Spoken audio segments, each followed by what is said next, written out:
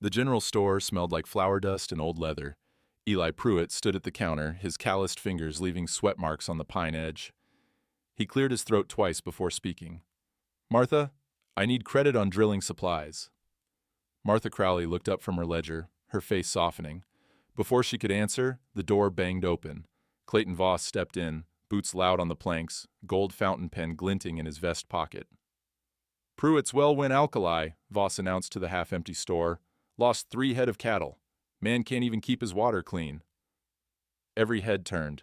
Eli's hands shook. He gripped the counter harder. Martha whispered, "I'll spot you, Eli." Voss smirked. "Charity won't drill a new well, Martha." Eli pushed past him without a word, stepped into the afternoon glare. A woman sat on horseback outside, Apache by the look of her, holding drilling tools across her saddle. She held something else too, a smooth river stone. Even from 10 feet away, he could see the carved initials. E.P. Eli tasted the well water at dawn, same as he had for 40 years. This morning it bit back, metallic, bitter, like licking a rusty nail. He spat into the dirt and wiped his mouth with the back of his hand. The cattle knew before he did.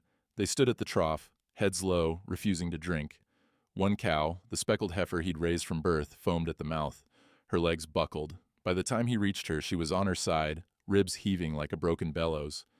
"Easy now," he whispered, kneeling in the dust. His knees popped, his hands, still steady despite everything, pressed against her neck. No pulse, just the rattle of air leaving a body that had already quit. He stood slow, looking at the windmill turning lazy circles against the pale sky. The cottonwood near Clara's grave looked thirsty, leaves curling yellow at the edges. Drought was one thing, poison was another. The sound of hoofbeats pulled his attention south. A rider, moving steady but not rushed, coming up the long trail from Red Creek. Eli squinted. A woman. Alone. That alone was strange enough. She stopped at the fence line, dismounted with the kind of grace that came from a lifetime in the saddle. Apache, he could tell now. Long black braid, leather skirt, soft riding boots. She carried a canvas pack that clinked with metal tools. "Mr. Pruitt," she said. Not a question. He nodded once, hand drifting to the rifle leaning against the porch post. Old habit. She reached into a pouch at her waist and held something up to the light. A river stone, smooth and gray, the size of a silver dollar. Carved into its face were 2 letters. E.P. Eli's breath stopped. "You pulled me from Red Creek flood when I was 8 years old," she said, her voice quiet but certain. "I was caught in the current, clinging to a cottonwood branch. You tied yourself to a fence post and waded in. You wrapped me in your coat and said, 'Stay strong, little one, stay strong.'" The memory hit like a fist, 20 years ago. The rain had come fast and mean, turning the dry creek into a churning wall of mud and debris. He'd heard the screaming, seen the small shape in the water. Hadn't thought, just moved. "You gave me this stone," she continued, stepping closer. "You said, keep it till you're strong enough to come back. I'm back." He stared at her, then at the stone, then at the drilling tools slung over her saddle. His throat felt thick. "I don't—" He stopped, started again. "I don't need Apache charity." She didn't flinch, just walked past him toward the well, set down her pack, and knelt beside the trough. She dipped her fingers in the water, brought them to her lips, tasted. Her face didn't change, but her eyes hardened. "Alkali," she said. "Iron sulfate, maybe copper leaching from deeper veins. You've got 2 weeks before every head of cattle on this ranch is dead." "I know that." "Then you know you need a new well." He wanted to argue, wanted to tell her to ride back wherever she came from. But the speckled heifer lay dead 10 feet away, and the sun was climbing, and his hands were shaking again. "Who are you?" he asked. "Nayland Redfeather." She stood, brushing dust from her skirt. "My father was the territorial surveyor. He taught me how to find water, how to drill for it, how to listen to the earth." Eli looked at the tools, rope coils, a hand-forged drill bit, a leather satchel that smelled like sage and iron, Apache work, precision work. "Why would you help me?" She met his eyes. "You saved my life. I pay my debts." The wind picked up, rattling the cottonwood leaves. Somewhere in the distance, a meadowlark called. Nayland unpacked the drilling tools with the efficiency of someone who'd done it 100 times. She didn't ask permission, didn't wait for an invitation. Eli watched her lay out the equipment in a careful pattern. Rope here, drill bit there, a row of smooth stones arranged in a half circle. Prayer stones, he realized. He'd seen Apache use them once, years ago, during a drought. They'd found water when no one else could. "You think you can find clean water on this land?" he asked. She knelt, pressed her ear to the ground near the cottonwood, closed her eyes. The world went quiet. Even the wind seemed to hold its breath. After a long moment, she opened her eyes. 120 feet down. Iron-rich, but no alkali. It's there. How do you know? She placed one of the prayer stones on the spot where her ear had been. My father taught me. Same way he taught me where your well would fail. Eli felt something cold settle in his gut. What do you mean? But she was already moving, already marking the ground with stones, already preparing to drill. The land office smelled like ink and tobacco. Eli pushed through the door, the brass bell overhead clanging sharp in the small room. The clerk looked up from his desk, a thin man with spectacles and ink-stained fingers. Help you, Pruitt? Need to file a water rights claim. Widow's Spring. The clerk's face went carefully blank. He glanced toward the corner of the room where Clayton Voss sat in a leather chair, legs crossed, reading a newspaper like he owned the place. Afraid that's already spoken for, the clerk said. Eli's jaw tightened. Since when? Voss folded his newspaper with deliberate slowness, stood and crossed to the desk.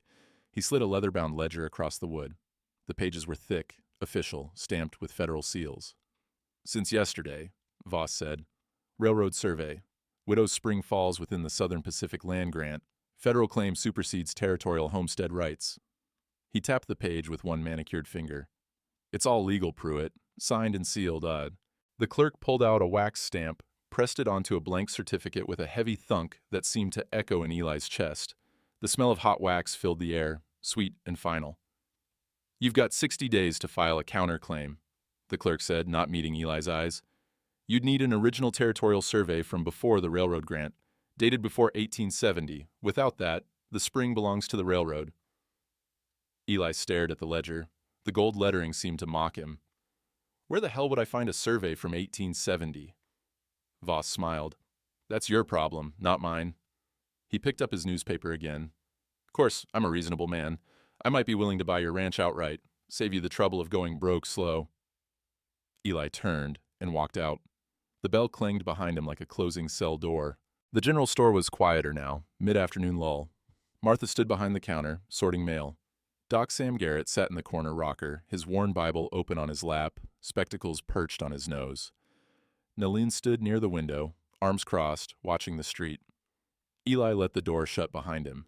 The smell of coffee from Martha's back room mixed with the flour dust and dried herbs hanging from the rafters. Well? Martha asked. Voss filed a railroad claim.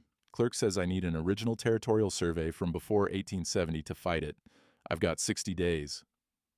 Doc Sam closed his Bible with a soft thump. The old preacher stood, joints creaking, and crossed to the counter. He pulled a battered law book from beneath the register. Martha kept it there for disputes over land and livestock. Territorial Act of 1868, Doc Sam said, flipping pages with practiced ease. Right here. Original land surveys, conducted under territorial authority, supersede all subsequent federal grants if authenticated by the territorial seal. He looked up, his weathered face serious. You find that survey, Pruitt, and you've got a case. Railroad grant won't mean spit. Where would I find a survey from 1868? Eli asked, though he already knew the answer was nowhere. Nalene turned from the window. Her face had gone pale, tight around the edges. My father was the territorial surveyor. He mapped every water source in this valley. Her voice dropped, including Widow's Spring. The room went still. Where are his records? Martha asked gently. Gone. Nalene's hands curled into fists. After he died, his office was cleared out. They said the maps were sent to the federal land office in Tucson. But when I went looking 5 years ago, there was nothing. No record he'd ever worked here, like someone erased him. Doc Sam set the law book down. Or someone hid the maps. Convenient way to make sure no one could challenge new claims. Eli felt the weight of it settle on his shoulders. 60 days to find a map that might not exist, might have been destroyed, might be buried in some bureaucrat's filing cabinet 200 miles away. Even if we found it, he said. Voss has a federal marshal in his pocket. Saw him ride through town yesterday.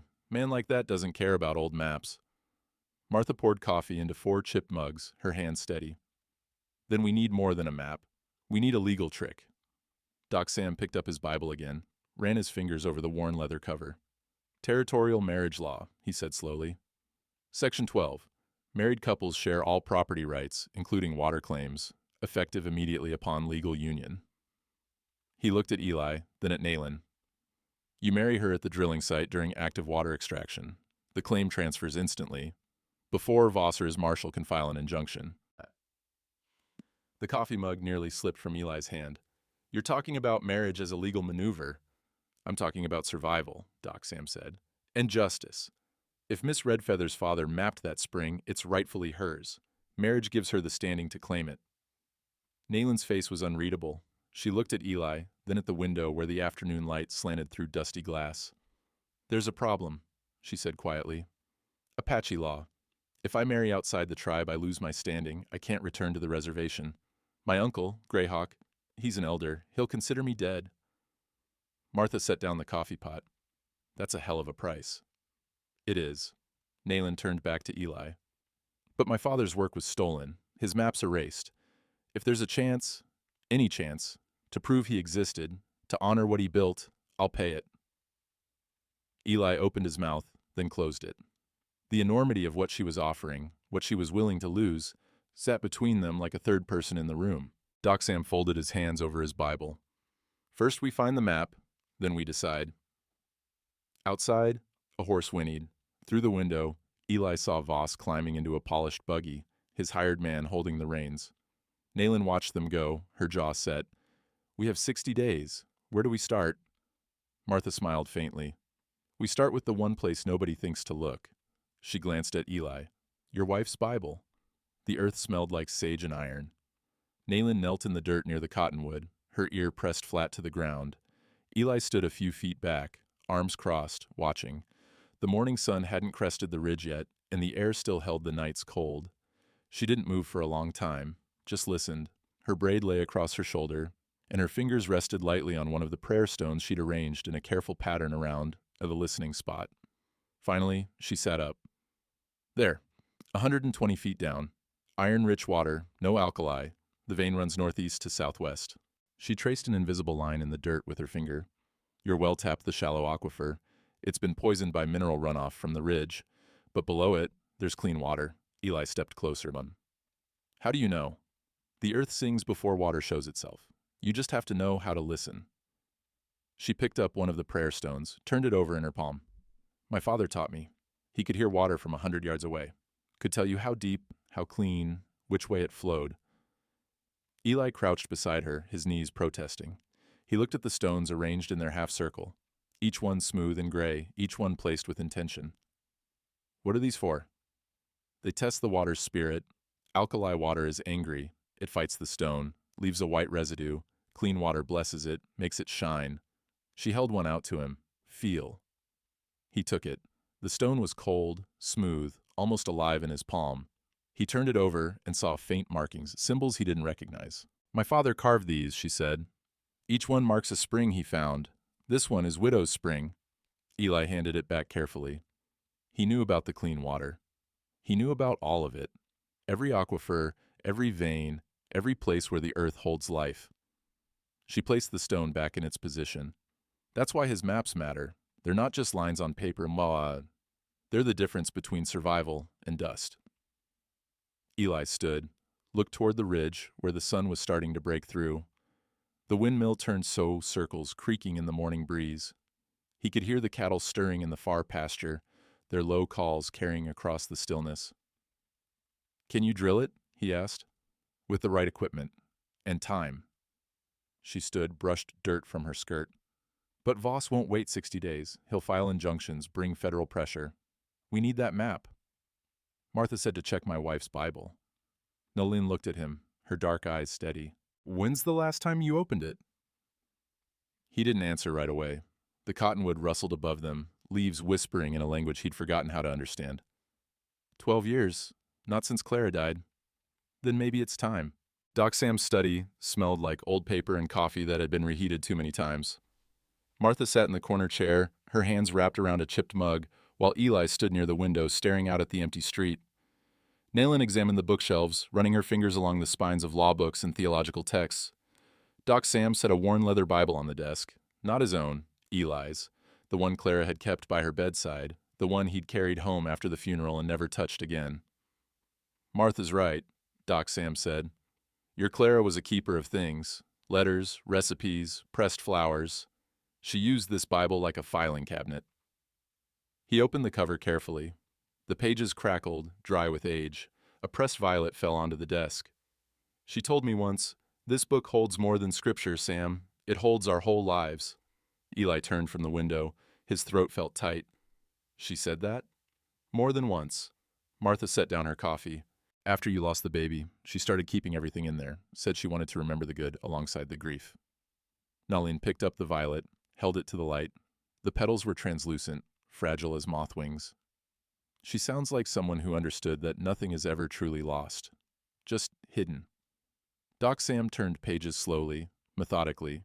Receipts for seed, a sketch of the ranch house, a lock of hair tied with thread, more pressed flowers, a recipe for stew written in Clara's careful hand. Then, tucked between Leviticus and Numbers, a folded piece of paper, thicker than the rest, yellowed at the edges. Doc Sam lifted it out carefully, set it on the desk, and unfolded it with fingers that knew how to handle fragile things. The paper crackled as it opened. A map, hand-drawn in dark ink, lines marking elevation, crosses indicating springs, careful notations in small, precise script. At the bottom, a signature, J. Redfeather, Territorial Surveyor, and a date, March 14th, 1868. Nalin's breath caught. She stepped forward, her hand hovering over the paper but not touching. That's my father's handwriting. Martha stood, came closer. And there's the territorial seal. She pointed to the wax stamp in the corner, faded but intact. That makes it official, legal. Eli stared at the map, at Widow's Spring, marked with a careful X, at the elevation lines that showed the deep aquifer Nalin had described, at Clara's bookmark, a recipe card, still tucked in the fold. She knew, he said quietly. She knew this was here.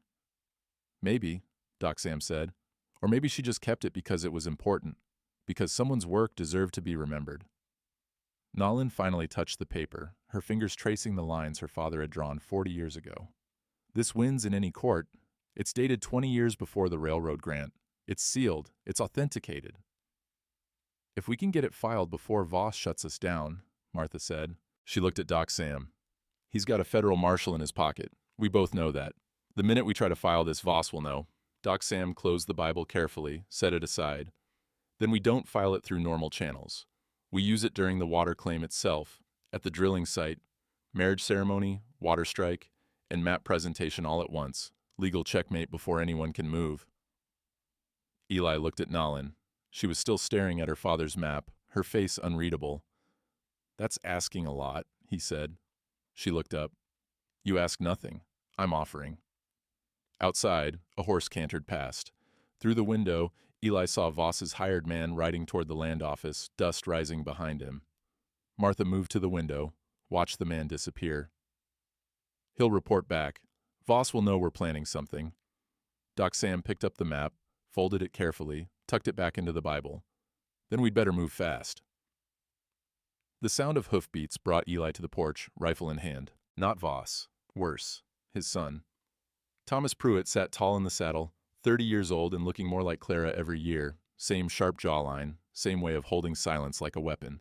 He dismounted slow, tied his horse to the rail, and didn't say a word until he was standing at the bottom of the porch steps. Heard you got company, Thomas said. Eli set the rifle against the doorframe. News travels. News like, my father's living with an Apache woman tends to travel fast. Thomas's voice was flat, controlled, the kind of calm that meant a storm was building underneath. Through the open door, the smell of stew drifted out. Nayland stood at the hearth, stirring the pot, her back straight, her movements deliberate. She didn't turn around, but Eli knew she was listening. She's helping me drill a new well, Eli said. That what you're calling it? Thomas climbed 2 steps, stopped. Mama's not even cold in the ground. Your mama's been gone 12 years. And you replace her with this? Thomas's hand swept toward the door. You bring Apache trouble to our land. You know what people are saying? Eli's jaw tightened. I know what cowards whisper in saloons. They're saying you've lost your mind, that you're being swindled, that she's using some kind of... He stopped himself, but the word hung there anyway. Witchcraft. Nalin appeared in the doorway. She didn't step onto the porch, just stood in the threshold with firelight behind her face calm as deep water. Your father saved my life 20 years ago, she said quietly. I've come to return the debt. That's all. Thomas looked at her for the first time. Really looked. His face didn't soften. Apache don't just return debts, they collect them. Thomas. Eli's voice cut like a blade, but Nayland raised a hand, stopping him. You're afraid I'll take what's yours, your inheritance, your father's name. She stepped onto the porch into the fading afternoon light. I'm not here to take anything. I'm here because without clean water, there won't be anything left to inherit.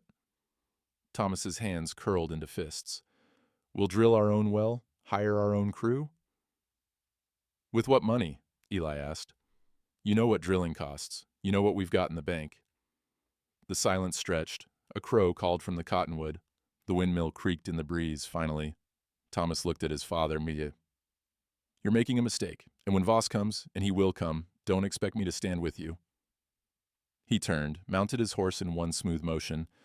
I've got a family of my own to think about. He rode off without looking back. Eli watched until the dust settled, until there was nothing left but the sound of the wind and his own breathing. Nayland returned to the hearth without a word. Eli followed her inside, closed the door, and stood there feeling older than his 52 years.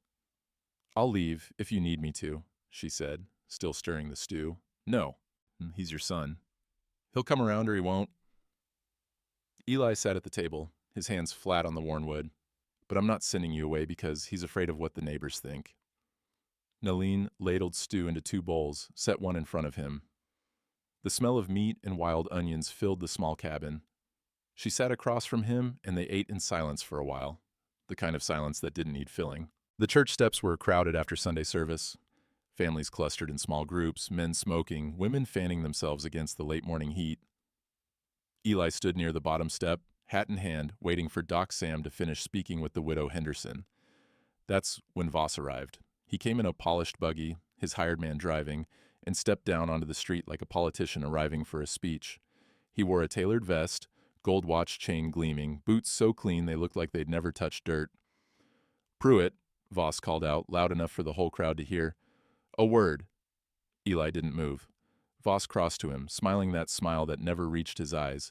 He reached into his vest and pulled out a leather money pouch, heavy with coins. The sound of it, the dull clink of metal on metal, made several heads turn. $2,000, Voss said, holding it up. Cash, today, for your ranch and your water rights. 3 months' income, Pruitt, more than you'd see in a good year. He opened the pouch, let the morning sun catch the gold and silver inside. Walk away clean, no lawyers, no drilling, no 60-day countdown, just money in your pocket and a fresh start somewhere else. The crowd had gone quiet. Even the children stopped playing. Martha stood on the church steps, her face tight. Doc Sam watched from the doorway, Bible tucked under one arm. Eli stared at the pouch. $2,000. Enough to start over, enough to end the fight before it began.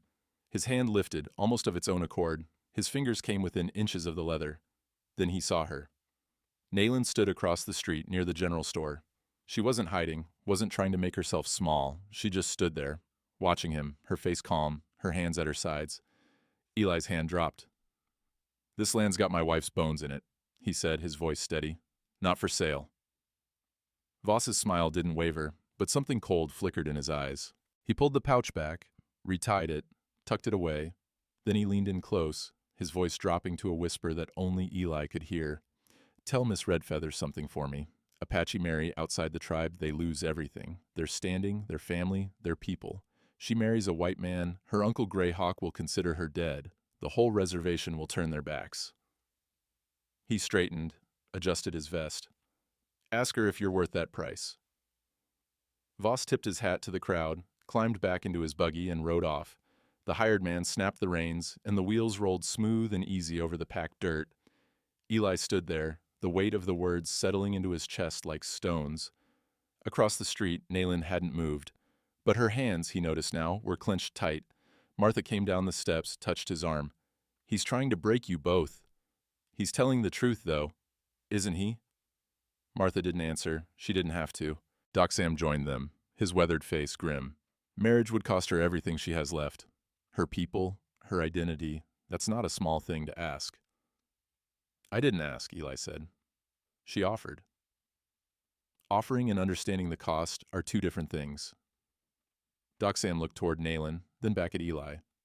You need to be sure she knows what she's giving up, and you need to be sure you're worth what she'll lose. The church bell rang once, marking noon. The crowd began to disperse, families heading toward wagons, couples walking arm in arm toward home. Normal Sunday, normal lives, nothing burning down, nothing at stake. Eli crossed the street. Nayland watched him approach, her dark eyes steady. You heard what he said, Eli stated, not a question. I heard. Is it true? About Greyhawk? About losing your standing? She nodded once. Apache law is clear. Marry outside the tribe, you're choosing exile. My uncle will not acknowledge me. I won't be allowed at ceremonies. Won't be buried with my family. Her voice didn't waver. I'll be alone. Eli felt the weight of it, the enormity of what she was offering to trade. That's too much. It's my choice to make. Not if you don't understand. I understand perfectly. Her voice sharpened, just slightly. I understand that my father's work was stolen, that his name was erased, that without that map, without this fight, he'll be forgotten forever. She stepped closer. I understand that some things are worth more than belonging, like justice, like honoring the dead, like keeping a promise. The street was empty now except for them. The sun beat down, turning the dust golden. Somewhere a dog barked, somewhere a child laughed. If we do this, Eli said slowly, and we lose, you'll have given up everything for nothing. Then we don't lose. He wanted to argue, wanted to tell her to ride back to the reservation, to keep what she had, to let him fight this alone. But the look in her eyes stopped him. It was the same look he'd seen 20 years ago when he pulled her from the flood, stubborn, fierce, utterly unafraid. All right, he said finally. We find the map, we drill the well, and if it comes to it, he stopped, the words catching in his throat. If it comes to it, she finished, we stand at that wellhead and say the vows, and we live with what comes after. They stood there in the empty street, two people bound by water and debt and something neither of them had a name for yet. Then Nayland turned and walked back toward the general store. Eli watched her go, then looked up at the church steeple reaching toward the cloudless sky. 60 days, that's all they had. 58 now. They took turns guarding Widow's Spring. Not because they expected Voss to ride out with guns blazing. He wasn't that kind of man, but because sabotage was easy. A barrel of lye poured into the aquifer, a stick of dynamite dropped down the shaft. Simple things that would ruin everything. Eli sat by the small fire they'd built near the spring's edge, carving a fence post by the light of the flames. The smell of mesquite smoke mixed with the cold night air. Stars scattered overhead like somebody had flung a handful of salt across black cloth. The rhythmic scrape of his knife against wood was the only sound besides the distant yip of coyotes. Nayland sat across from him, mending his torn shirt with needle and thread she'd pulled from her pack. Her hands moved with the same precision she used for everything, deliberate, efficient, no wasted motion. If we don't find a way to file that map, she said without looking up, what then? Eli didn't stop carving. Doc Sam mentioned something about territorial marriage law, said married couples share all property rights, including water claims. Her needle paused mid-stitch. He mentioned that to you? To all of us. In the store. He blew wood shavings off the post. Said if we married at the drilling site during active water extraction, the claim would transfer immediately, before Voss or his marshal could file an injunction. Nayland pulled the thread through, continued her work. That's what this comes down to, then. Marriage is a legal maneuver. I ain't asking you to throw your life away for mine. You're not asking. I'm offering. She tied off the thread, bit it clean. But we both know what it means. Voss made sure of that. The fire crackled. A log split, sending sparks spiraling up into the darkness. Eli set down the fence post and finally looked at her across the flames. You'd really do it? Give up your people? Your family? My people exiled my father's memory. My family let his work be erased. She folded the shirt carefully, set it aside. What am I giving up exactly? A place that doesn't want me? An uncle who sees me as a reminder of shame? That's not the same as having nothing. She looked at him then, her face half in shadow, half in firelight. You're right. It's not, but neither is standing beside someone who kept his word when no one else would. Eli's chest tightened. He wanted to argue, wanted to tell her she was making a mistake, wanted to push her away for her own good, but the words wouldn't come. If we do this, he said finally, and it works, what then? You'd be married to a 52-year-old widower with a son who hates you, and a ranch barely keeping itself alive. Then I'd have clean water, legal standing, and my father's name restored. She picked up one of the prayer stones, turned it over in her palm. I've had worse. The coyotes called again, closer this time. Eli stood, grabbed his rifle, listened. Nothing moved in the darkness beyond the firelight. He sat back down, kept the rifle across his lap. You don't have to decide tonight, he said. I decided 20 years ago, the moment you pulled me out of that water. She set the stone down between them. I just had to find you first.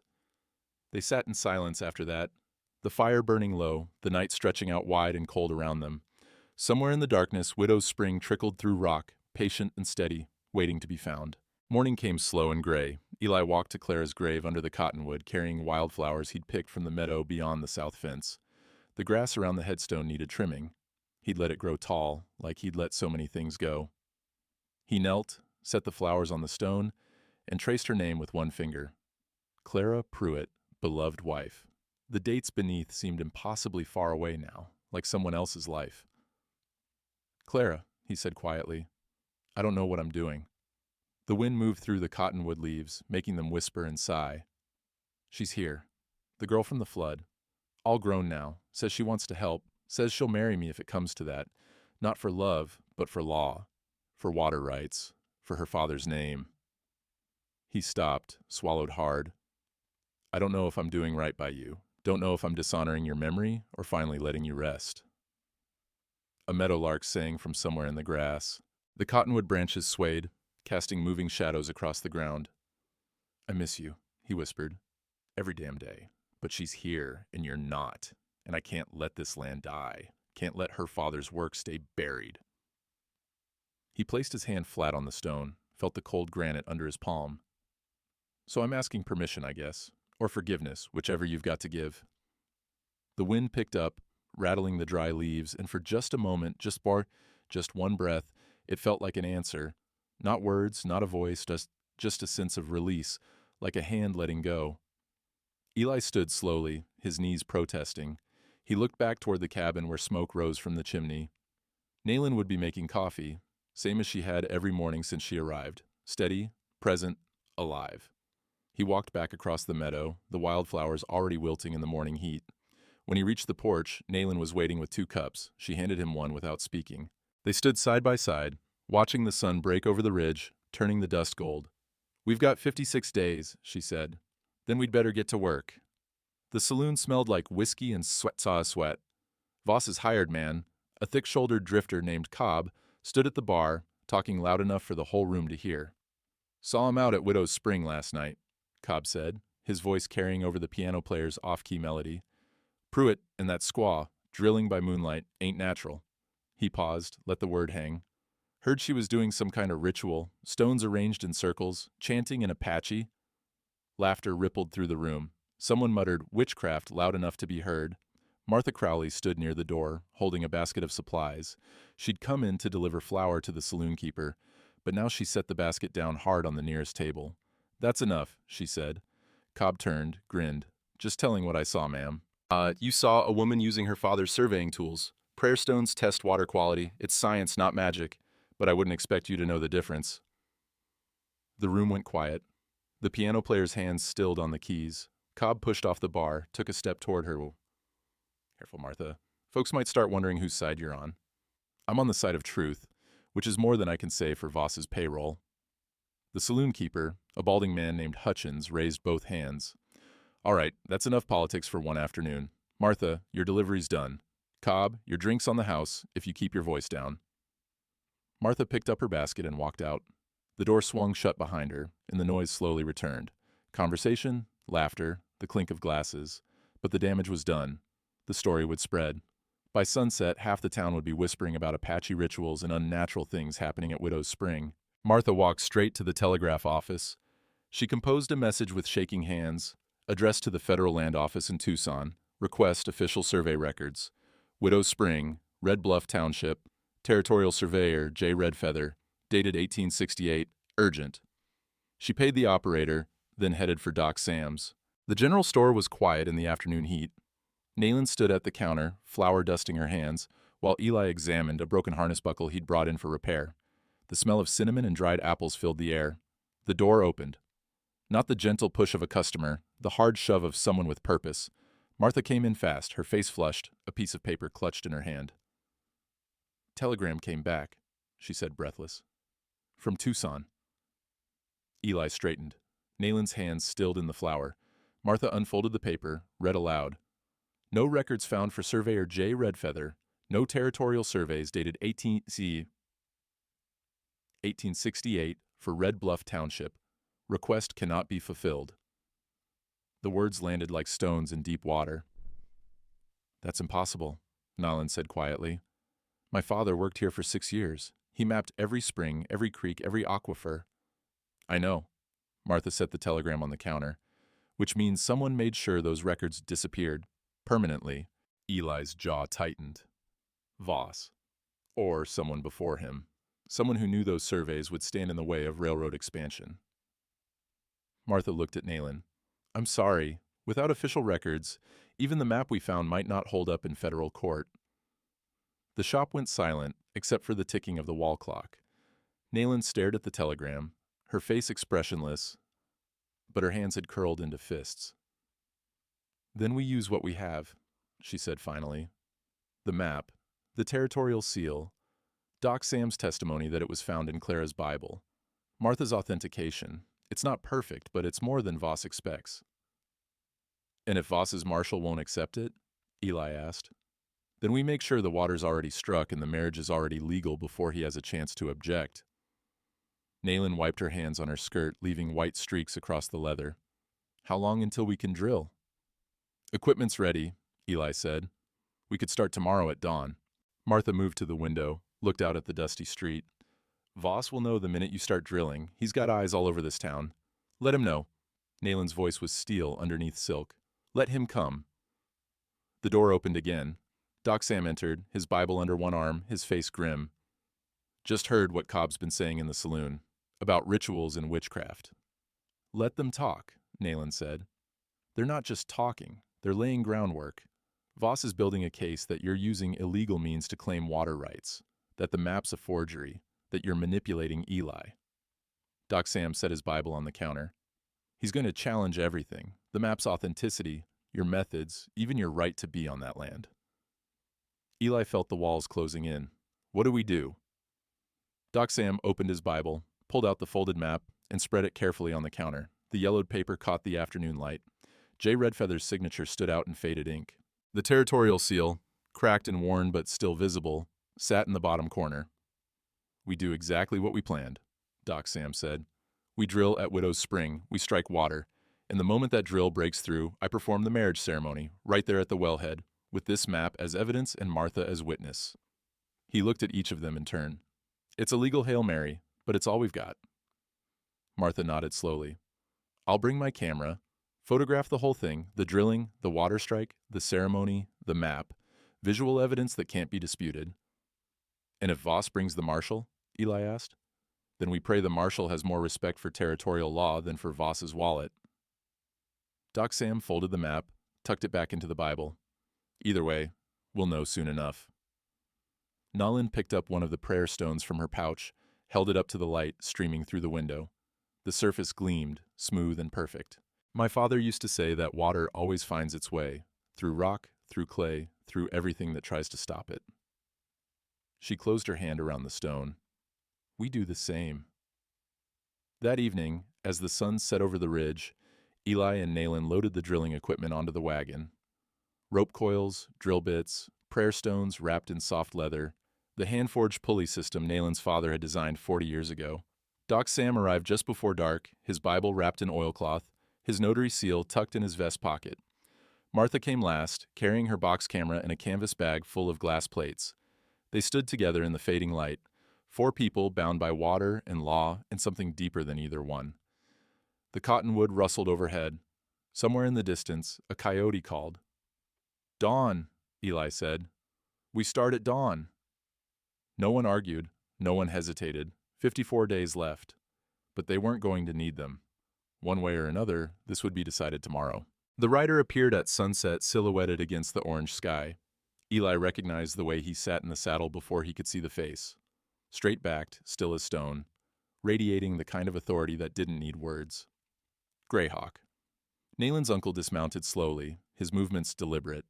He was older than Eli had imagined, maybe 70, but his shoulders were still broad, his hands steady. He wore traditional clothing, beaded vest over a cotton shirt, his long gray hair braided with leather cord. He didn't look at Eli, just walked straight to where Nalen stood near the well, her hands dusty from preparing the drilling equipment. He spoke in Apache, low, rhythmic, the words rolling like distant thunder. Nalene answered in English. Eli understood why. She wanted him to hear, wanted no secrets between them now. "Uncle, I owe this man my life. You taught me that debts are sacred." Greyhawk's face remained expressionless. He replied in Apache again, longer this time. Nalen's jaw tightened. "I know what the law says, but my father's work—" Greyhawk cut her off. More Apache, sharper now. "Then I'm dead to you." Her voice didn't waver. "But I'm alive, because of him." She gestured toward Eli without looking away from her uncle. 20 years ago, he pulled me from the flood. He could have walked past, could have let the water take me. He didn't. Greyhawk finally looked at Eli. His eyes were dark, unreadable. When he spoke, it was in heavily accented English. "You save one Apache girl. Now you take her from her people. This is how white men repay kindness, with theft." Eli stepped forward. "I didn't take anything. She came here on her own. To help you steal water that belongs to all of us. To honor her father's work, to prove he existed, to make sure his name isn't buried with lies." Eli kept his voice steady. "If that's theft, then I'm guilty. But so is every man who tried to erase him." Greyhawk was silent for a long moment. The wind moved through the cottonwood, making the leaves whisper. The smell of dust and sage hung in the air. "You marry her," Greyhawk said finally. "She is no longer Apache. No ceremonies, no burial with her ancestors, no return." He turned back to Nalen, switched to Apache one last time. Nalen stood tall. When she answered, her voice was clear. "Then I choose exile, but I will not let my father's memory die with me." Greyhawk stared at her. Something passed across his face. Grief, maybe, or anger, or something too complex to name. Then he turned, walked to his horse, and mounted in one fluid motion. He rode to the ridge, overlooking the ranch, and stopped there, a dark shape against the dying light. He didn't leave, just sat, watching. Nalen watched him go, her hands clenched at her sides. When Eli touched her shoulder, she flinched, then steadied. "I'm sorry," he said. "Don't be. It was always going to come to this." She turned back to the drilling equipment, her movements sharp now, almost angry. "He's waiting to see if I'll change my mind. He'll stay there all night if he has to." "Will you? Change your mind?" She looked at him, and for the first time since she'd arrived, he saw something close to fear in her eyes. Not of Greyhawk, not of exile, of something deeper. "Ask me again tomorrow," she said quietly. "After the water strikes, after we know if any of this was worth it."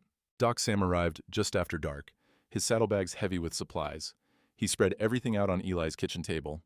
The Bible with the map inside, blank marriage certificates, his notary seal, a small jar of ink, 2 candles, and a worn leather book of territorial law. Martha joined them an hour later, her camera equipment wrapped in canvas to protect it from the dust. "Voss knows vent," she said, setting the gear down carefully. "His man was watching the land office all day. The minute I filed notice of intent to drill, he rode straight back to Voss's place." "Will he come?" Eli asked. "Before dawn, if he's smart. Try to stop us before we start." Doc Sam opened the law book, ran his finger down a page. "But according to Section 12, the moment water is struck during an active claim and the claimants are legally married, the transfer is immediate. He can contest it afterward, but he can't undo it." Nalen sat by the fire, silent, her face turned toward the flames. The prayer stones lay on the table beside her, arranged in their careful pattern. "What if the water doesn't strike?" she asked. "What if I'm wrong about the depth, the location, the aquifer?" "Then we keep drilling," Eli said. "With federal marshals standing over us? With Voss filing injunctions?" She shook her head. "We'll get one chance. Maybe 2 hours of drilling before they shut us down. If I've miscalculated..." "You haven't. You don't know that. I know you." He crossed to her, crouched beside her chair. "I know you pressed your ear to that ground and listened. I know your father taught you. I know you wouldn't stake everything on a guess." She looked at him, and he saw the weight she was carrying, not just her own exile, but her father's legacy, the water rights, the ranch, all of it balanced on her ability to hear what the earth was saying. 90 feet down," she whispered. "Maybe 100, iron-rich, no alkali, southwest vein." She closed her eyes. "I heard it. I know I heard it." "Then we drill." Doc Sam cleared his throat. "There's one more thing." He pulled out a blank marriage certificate, set it on the table. "You both need to understand what this means. It's not just legal paperwork. Once I sign this as a notary and witness, you're married under territorial law, binding, permanent, not something you can walk away from when the water rights are settled." Eli and Nalin looked at each other across the firelight. "I understand," Nalin said. "So do I," Eli added. Martha began preparing the glass plates for her camera, the chemical smell sharp in the small room. "Then we should all get some sleep. Dawn comes early, and I suspect tomorrow's going to be the longest day any of us have ever lived." They settled in, Doc Sam on the floor near the hearth, Martha in Clara's old rocking chair, Nalin on the narrow guest bed. Eli sat on the porch, rifle across his lap, watching the ridge where Greyhawk's silhouette remained motionless against the stars. Somewhere, in the darkness, a horse whinnied. Not one of theirs. Voss was coming. The stars were still bright when they loaded the wagon. Eli worked in silence, coiling rope, checking the drill bit's edge, making sure the pulley system was properly oiled. His breath came out in clouds. The cold bit through his shirt. Nalin arranged the prayer stones in a leather pouch, each one wrapped separately so they wouldn't chip. Her hands moved with ritual precision, placing them in a specific order Eli didn't understand but respected. Doc Sam secured the Bible inside his coat, close to his chest. Martha loaded glass plates into her camera box, counting them twice. They reached Widow's Spring just as the sky began to pale in the east. The land here was different, rocky, sloped, with sage growing thick between the stones. The spring itself was barely a trickle now, just enough moisture to keep the ground damp and the vegetation alive. Nalin walked the perimeter slowly, her eyes on the ground, her boots making soft sounds in the dirt. She stopped, knelt, pressed her ear to the earth the way she had before. The world went quiet. Even the birds seemed to hold their breath. After a long moment, she stood, pulled one of the prayer stones from her pouch, and set it on the spot. "Here, 90 feet, maybe less. The water's close. I can hear it singing." Eli and Doc Sam set up the drilling rig, a wooden tripod frame with the rope and pulley system Nalin's father had designed. The drill bit was heavy, hand-forged iron with a spiral edge. It would take both of them working the ropes to drive it deep enough. Martha set up her camera on the small rise overlooking the site, adjusting the lens, checking the light. Nalin placed the remaining prayer stones in a circle around the drilling point, then stood in the center and spoke in Apache. Her voice was low, rhythmic, not quite singing but close. Eli didn't understand the words, but he felt their weight. The sun broke over the ridge, and with it came the sound of hoofbeats. 6 riders, Voss in the lead, his hired men flanking him. And behind them, a 7th man, older, gray-bearded, wearing a federal marshal's star. They stopped at the edge of the spring, dismounted, and walked toward the drilling site. Voss's boots crunched in the gravel. The marshal's hand rested casually on his sidearm. "That's far enough, Pruitt," the marshal said. His voice was tired, bored even, like he'd done this 100 times before. "Federal injunction, this site is under contested claim, no drilling until the matter's resolved in court." Eli straightened but didn't step back from the drill. "We've got legal standing, original territorial survey, dated 1868. Predates your railroad grant by 17 years.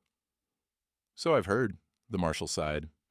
"But I've also heard you've got no official records, just a piece of paper you claim you found in a Bible." Doc Sam pulled the map from his coat, unfolded it carefully. Signed by Territorial Surveyor J. Redfeather, sealed with the territorial seal, authenticated by this community's witnesses. He held it up so the early light caught the faded ink and cracked wax. This is legal, binding, and superior to any federal grant. The marshal squinted at it, but didn't move closer. That's for a judge to decide. Then let him decide after the water's struck, Nayland said. She stepped forward, her face calm. Or are you afraid we'll prove it's there? Afraid we'll prove my father was right? Voss smiled. Miss Redfeather, I admire your determination, but you're on contested land without legal authority. The marshal can arrest you all for trespassing. Can he arrest a married couple claiming their own water rights? Doc Sam pulled out a blank marriage certificate, held it up. Section 12 of the Territorial Marriage Act. Married couples share all property claims. If they're legally wed at the moment of water extraction, the claim transfers immediately. The marshal's eyes narrowed. You planning a wedding, preacher? If necessary. Voss's smile faded. Miss Redfeather, you understand what that means. You marry him, you lose your tribe, your family, everything. I know what it means, Nayland said. The marshal looked at her, then at Eli, then at the drilling rig. You're all out of your minds. He turned to Voss. This is beyond my jurisdiction. Marriage law supersedes property disputes. If they're wed when the water strikes, I can't touch the claim. Then stop them before they drill, Voss snapped. On what grounds? They've got a surveyor's map, a preacher with a notary seal, and witnesses. I'm not dragging people to jail for drilling on their own land. Voss's face went red. I paid you. You paid me to enforce the law, not to break it. The marshal mounted his horse. You want to contest the claim? Do it in court. I'm done here. He rode off. His shadow stretched long across the ground as the sun climbed higher. Voss stared after him, then at Eli. This isn't over. Yes, it is, Eli said. You just don't know it yet. Voss and his men mounted, rode away slowly, deliberately, trying to hold on to dignity that was already slipping through their fingers. When they were gone, Nayland turned to Doc Sam. Now, before they come back with something worse. Doc Sam opened his Bible, pulled out the certificate. You're certain? I've never been more certain of anything.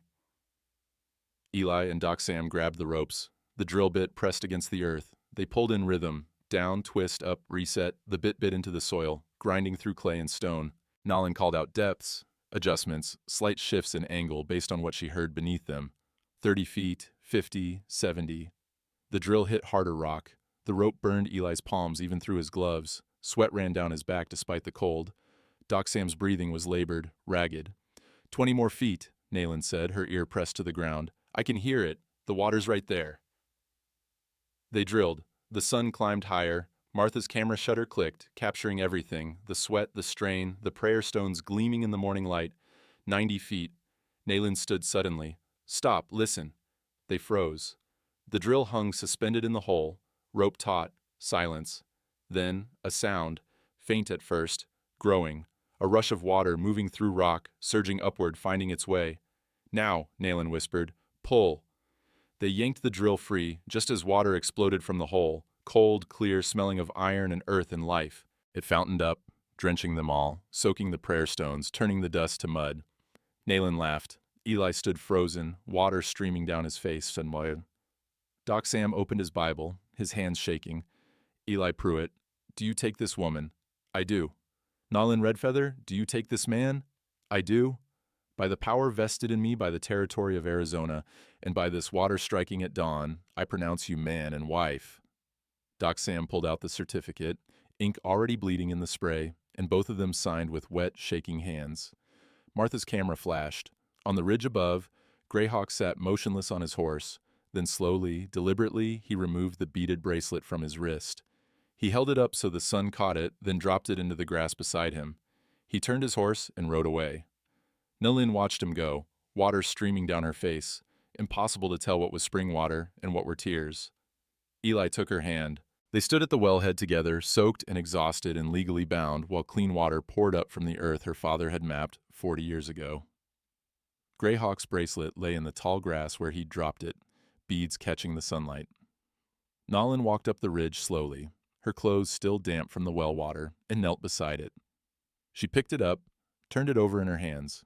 The beadwork was intricate, turquoise and white, in a pattern that meant family, continuity, unbroken circles. She slipped it onto her wrist.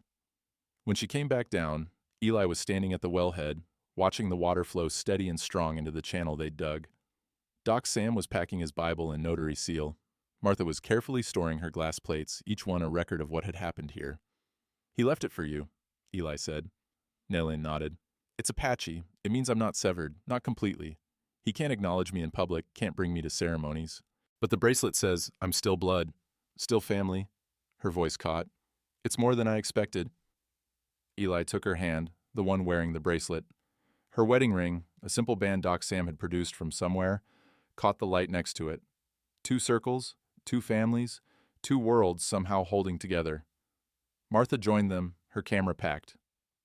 "I'll develop these today. Have copies made. 1 set for you, 1 set for the land office, 1 set for Doc Sam's records. Visual proof of everything, the drilling, the water strike, the ceremony, the map." "Thank you," Nalen said. "Thank you," Martha smiled. "You just proved that sometimes doing the right thing is more powerful than doing the legal thing." Though in this case, I suppose they were the same. The sound of a horse made them all turn, not Voss returning, someone else. Thomas.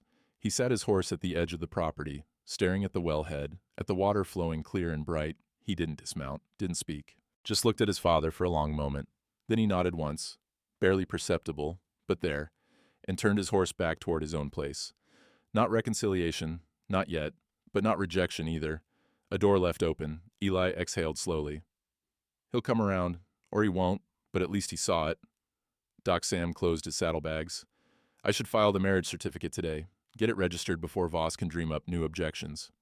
He looked at them both. "You two should rest. You've been up since before dawn, and you just fought a war without firing a shot." "Still feels like we fired something," Eli said. His hands were raw from the rope, his back aching, his knees screaming.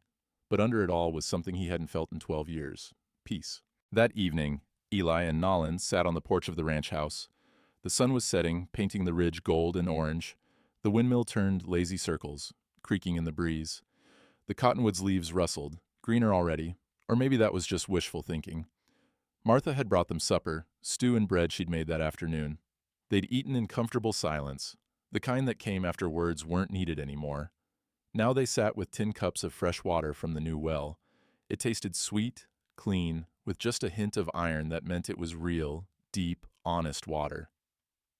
"Your father was right," Eli said. "About where to find it, about how deep, about everything." "He usually was." Nollan turned the cup in her hands. "I just wish he could have seen this, seen his work proven, seen his map save something instead of being buried." "He did see it, through you." Eli set his cup down. "You heard what he taught you to hear. You found what he taught you to find. That's not luck. That's legacy." She was quiet for a moment, then, "What happens now?" "Now?" He looked out at the darkening land. "Now, we run a ranch. We drill wells for people who need them. We keep your father's map safe. We live. As husband and wife. As partners," he said. "However you want to define it. I'm not asking you for something you're not ready to give." She looked at him, her dark eyes reflecting the last of the sunset. "I came here to keep a promise, to honor a debt, but somewhere between the well and the church steps and that drilling rig, it stopped being about debt." She paused. "I don't know what it is yet, but it's not obligation anymore." Eli felt something shift in his chest. Not love, not yet, but the beginning of it. The recognition that maybe, just maybe, saving someone's life 20 years ago had been the first step in saving his own.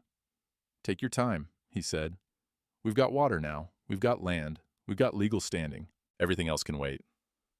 She smiled, small, genuine. "My father used to say that water teaches patience. It moves slow, finds its way, never rushes." She held up her cup. "To patience." He lifted his. "To water." They drank, and the taste was everything they'd fought for. Cold, clean, and earned. In the distance, a coyote called. The first stars appeared in the darkening sky. The cottonwood whispered its evening song. And somewhere on the ridge, if you looked carefully, you could still see the faint impression in the grass where Greyhawk had sat, watching his niece become something new, not lost, not severed, just changed. The way water changes everything it touches, slowly, inevitably, making hard ground soft and dead earth bloom. Inside the ranch house, the lamp burned warm and steady. 2 cups sat on the porch rail, side by side, empty now but waiting for morning, waiting for the next drink, the next day. The next chapter of a story that had started with drowning and ended with thirst, finally. Completely satisfied. Now, you gotta understand, water don't care about your politics or your pride. It just flows where it's meant to, patient as stone, older than any lawmen think to write. Eli Pruitt drilled 3 more wells over the next 5 years, helped 4 Apache families get legal water rights using Nolan's father's maps, taught 2 young surveyors how to listen to the earth the way she'd taught him. Thomas came around eventually, slow but sure, brought his wife and boy to Sunday suppers. The boy learned to count by counting prayer stones. Voss left town that winter. Railroad moved their depot 20 miles south. Some say he drank himself into debt over in Tucson. I say he just learned what most greedy men learn. You can't own water. You can only borrow it for the time you're given. The cottonwood by Clara's grave grew 20 feet in 10 years. Nellen planted sage around it, said it was the Apache way. Surround the dead with something alive, something green. And every spring, wildflowers bloom there thick as forgiveness. Greyhawk never spoke to Nellen again, but every year on the anniversary of the well drilling, someone left a bundle of sweetgrass on their porch. No note, no name, just a reminder that exile don't always mean forgotten. Eli still tastes the well water every morning, not out of fear anymore, out of gratitude. Because some debts don't end when you pay them back. They just turn into something better. They turn into family, into legacy, into the kind of story old men tell on front porches when the sun's going down and the truth feels worth more than comfort. And that water, still flowing, clear and cold and clean, singing the song Nalen's father taught her to hear all those years ago, the song that says we endure, we remember, we survive.